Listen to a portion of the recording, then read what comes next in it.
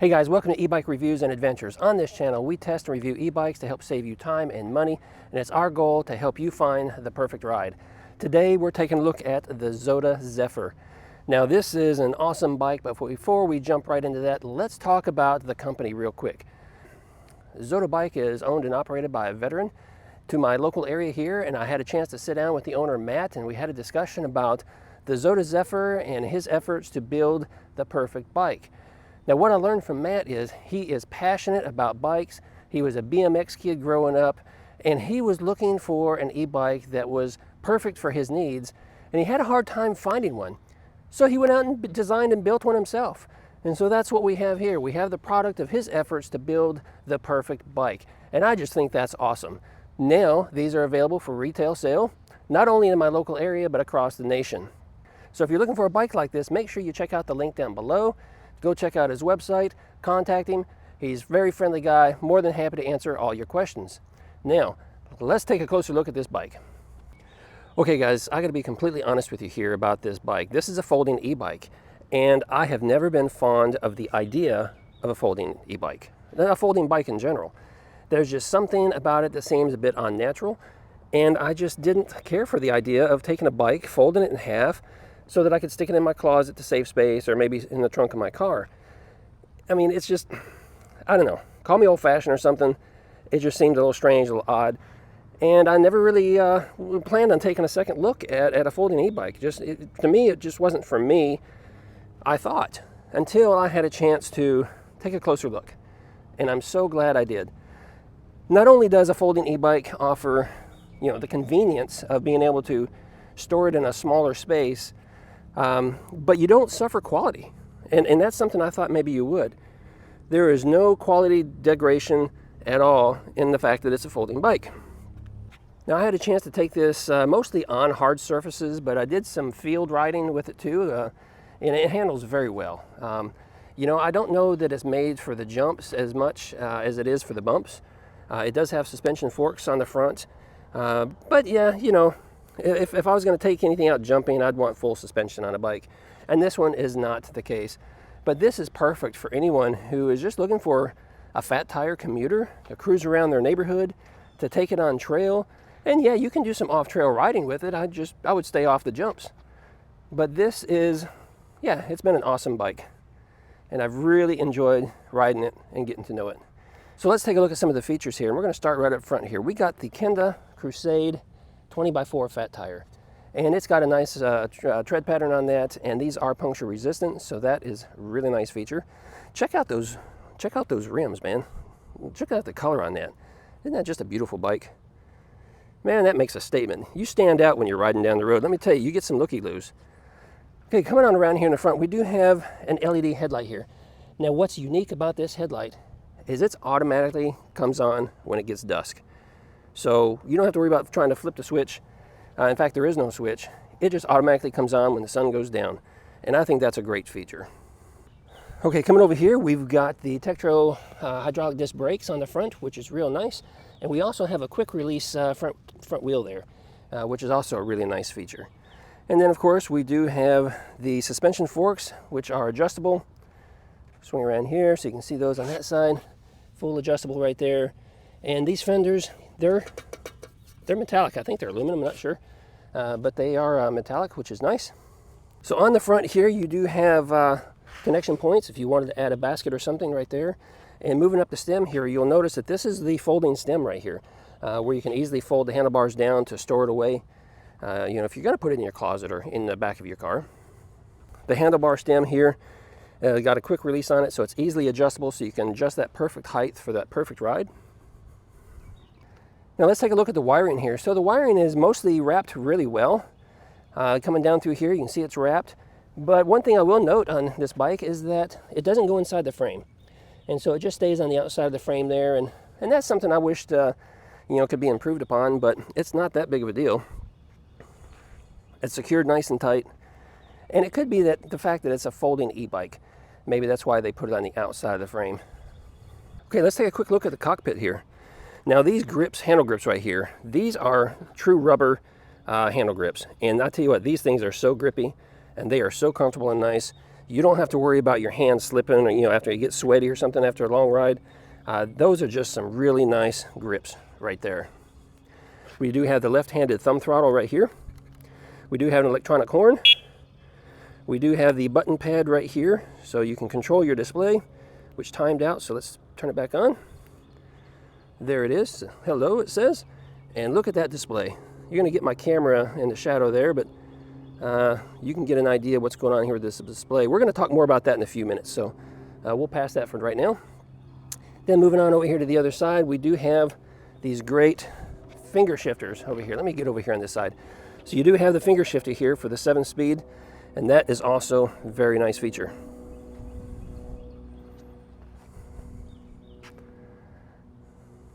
All right, moving on down the bike here. So we're going to take a closer look at the frame. Right here is your quick latch, so you can unfold the bike and be able to store it. And you can see how that bike is made right there. It's just beautiful. We do have a quick adjusting seat post here. Now you do have to take the seat off in order to get the battery out, but you don't have to take the battery out. You can charge it right here on the side. There's a port right there. You can charge it up without any problems. On the other side over here is the key. So you do have a key, and it has to be in the on position in order to supply power to the bike. It does have an off position, and it does have a spot so that you can actually remove the battery, so it's not locked in. Now, speaking of battery, this is a 17.5 amp hour Panasonic battery that he's installed on here, so it's good quality battery. Nice and big to give you that nice range.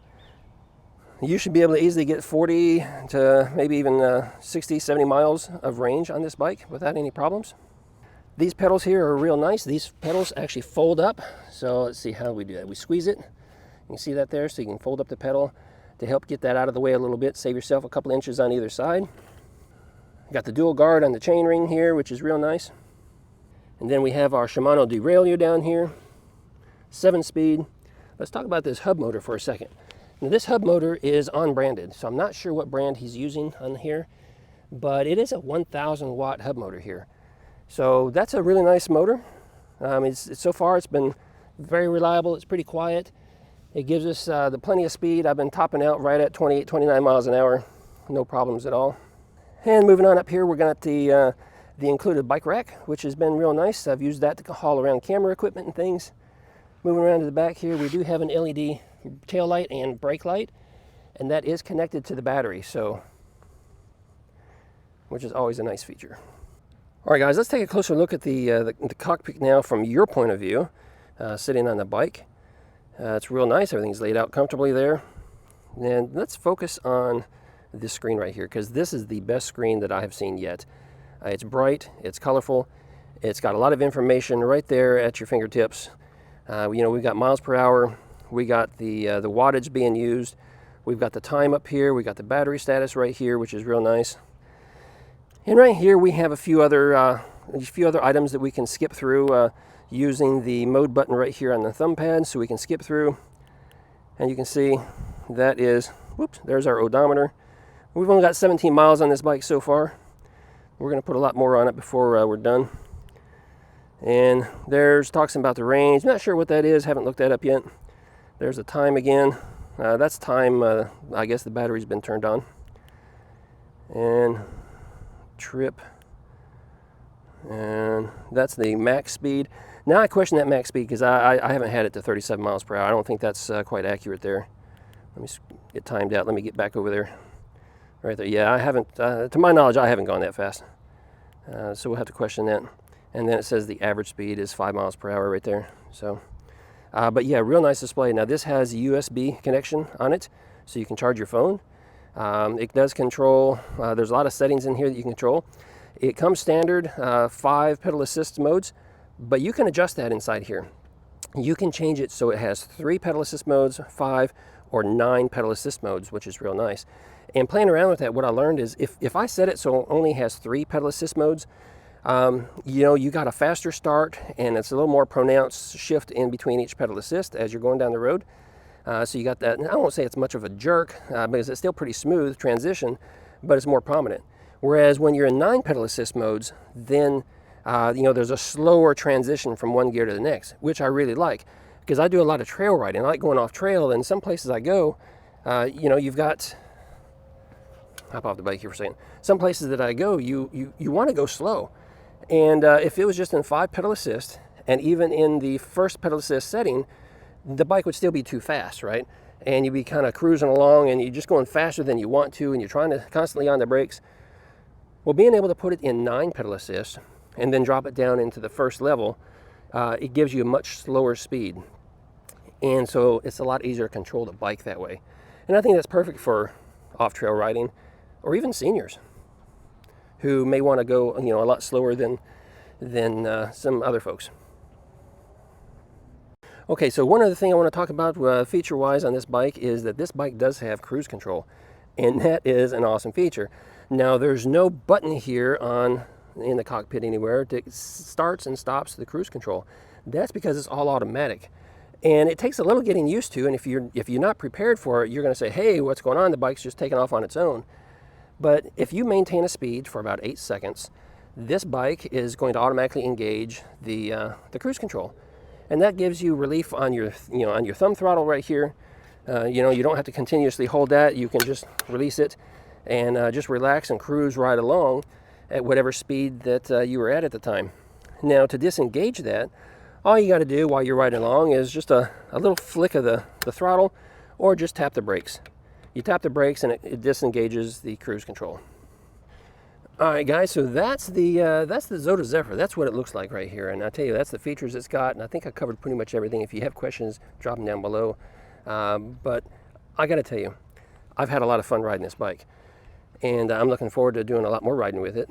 And, taking it to some fun places and just hitting the trail and seeing what we can do. Right about now, I'm going to go ahead and cut in some video and show you some of the places that we've already ridden and some of our experience with it.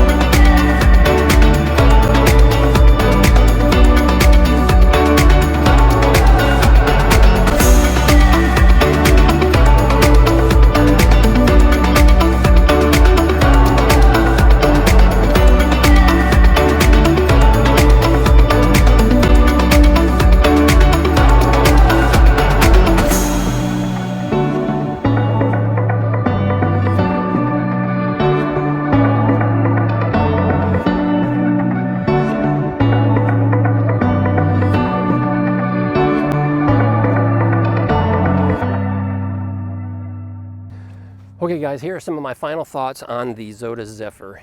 If you're shopping for specifically a folding bike, it doesn't have to be a folding bike. If you're just shopping for a bike, maybe you're looking for a folding bike, maybe not, take a hard look at the Zota Zephyr here. Because as I mentioned, it was well built and it's got some great components on it. It's got upgraded components that you don't find on most typical bikes, especially in the folding e-bike class. Some of the folding e-bikes that I've been looking at, they're just they just don't have the same type of quality that was in the build, and also don't have the same quality components that was installed on it. And I mean, I think this one has just about everything that a person would want. It's pretty much got everything I would want in a bike. But you know, if you're looking for something like this, man, I tell you what, go check them out. Now, their website isn't, you know, glamorous and all high tech. It's a small mom and pop type operation. And so don't let the website, which Matt already told me needs to be updated. He knows that. That's something they're working on. But you know what? Don't let that deter you from the quality of the product that he's selling. In fact, look at it this way. You know, big companies like Microsoft, Dell, HP, you know, certainly, you know, Facebook and some of those other companies, they all got started in small spaces and on meager means, you know. I mean, a lot of these companies started out in their garages, and now look at them today. It's all about the product, right? And I can tell you, Matt has designed a great looking product. Not just great looking, but he's designed a great looking product that has great performance. Let me just put it that way. So yeah, if you're interested, hey, make sure you check out that link down below. Ask me any questions you want. I'll try to answer them. Reach out to Matt. He's a friendly guy. He'll be happy to answer all your questions as well. And that's it for this video. Hey, make sure you like, comment, and subscribe. And yeah, until the next video, ride safe.